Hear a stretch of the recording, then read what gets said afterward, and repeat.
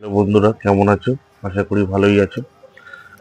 তো আজকে হঠাৎ আমাদের ইচ্ছে হলো যে এক জায়গায় ঘুরতে যাবো। তো আজকে তো শুক্রবার, তো আজকে সকাল সকাল বেরিয়ে পড়লাম দক্ষিণেশ্বর মায়ের মন্দিরে পুজো দেওয়ার জন্য। তো পুজো দিতে তো আর ক্যামেরা নিয়ে বা আহ, জুতো পরে তো আর ঢুকতে পারবো না। তো সেই জন্য আমি, আমার শ্বশুর মশাই, আমার মেয়ে আর আমার ভাইপো একটা জায়গায় রয়ে গেলাম, যেখানে পার্কিং জোন আছে। সেই জায়গাটায় আমরা বসে রয়েছি। আর আমার বউ, আমার শাশুড়ি মা এবং আমার দুই শালি গেছিল মন্দিরের ভেতর পুজো দিতে। ও, আমার ভাইরাও ছিল। তো এখানে দেখুন, ভিড় কিন্তু সেরকম হয়নি, কিন্তু ভেতরে মোটামুটি ভিড় ছিল।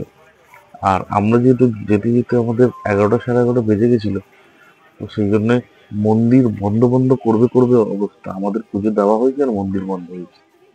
তো গাইস, সেইখান থেকে দক্ষিণেশ্বর থেকে আমরা চলে আসলাম আদ্যাপীঠ। আদ্যাপীঠে এসে টিকিট কেটেই আমরা একটুখানি বসেছি।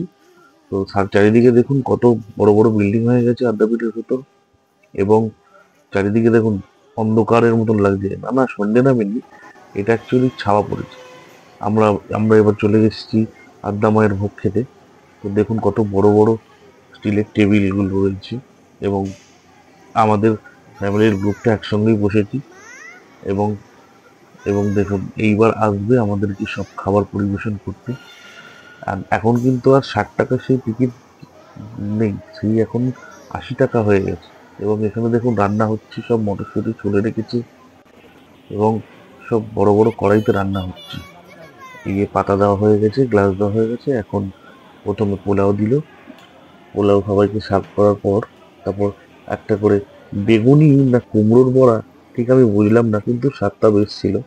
একটা করেই দিচ্ছিল সবাইকে। এরপর খিচুড়ি ভোগ দিল। তারপর একটা পাঁচমিশালি তরকারি দিল, যে তরকারির মধ্যে ঘুগনির মটরশুঁটি রয়েছে, আলু, সব রকম দিয়ে একটা তরকারি। বেশ ভালো লাগছিল খেতে, কিন্তু খিচুড়িটা কিন্তু একটু ঠান্ডা হয়ে গেছিল।